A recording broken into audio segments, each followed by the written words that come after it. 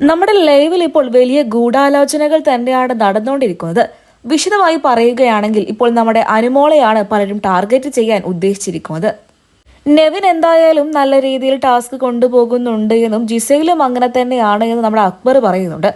അപ്പൊ ശരത്തും പറയുന്നുണ്ട് ഇതിന് മറുപടിയായിട്ട്, ശരിയാണ്, അവർ രണ്ടുപേരും അടിപൊളിയാണ് എന്ന്.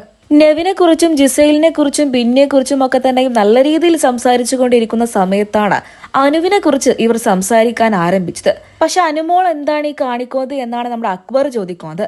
അതായത് അവള് ആര്യന് വല്ലാതെ സപ്പോർട്ട് കൊടുത്തിരുന്നു. മുടി വെട്ടാൻ വേണ്ടിയിട്ട് ആര്യൻ പോയ സമയത്ത് എന്തായാലും ആര്യൻ വെട്ടുമെന്നൊക്കെ പറഞ്ഞത് അവളായിരുന്നു. അപ്പൊ നമ്മുടെ ശരത്തും ഇതിനോടൊപ്പം തന്നെ നിന്നുകൊണ്ട് പറയുന്നുണ്ട്, മുടി വെട്ടുന്ന കാര്യത്തിൽ മാത്രമല്ല, ഫോട്ടോ ഒന്ന് കത്തിച്ചപ്പോഴേക്കിനും വലിയ പ്രശ്നമാണ് അവൾ ഉണ്ടാക്കിയത്. അതിന്റെ ഒന്നും ആവശ്യമില്ലായിരുന്നു. അങ്ങനെ എല്ലാവരും ഇപ്പോൾ അനുവിനെതിരെയാണ് തിരിഞ്ഞിരിക്കുന്നത്.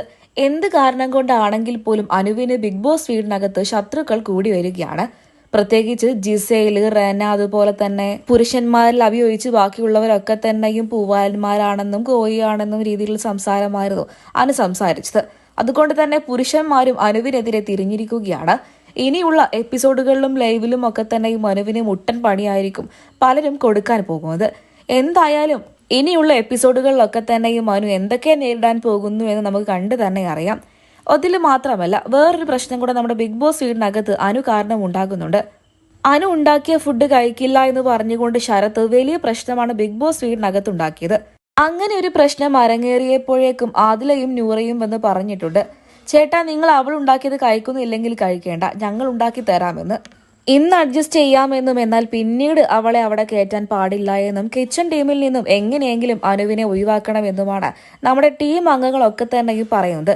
അതിന്റെ ഭാഗമായി തന്നെ അനുവിനെ പുറത്താക്കാൻ വേണ്ടിയിട്ട് എല്ലാവരും ഒറ്റക്കെട്ടായി തന്നെ നിൽക്കുകയാണ്. അതിനോടൊപ്പം തന്നെ ഷാനവാസും ചേരുന്നുണ്ട്.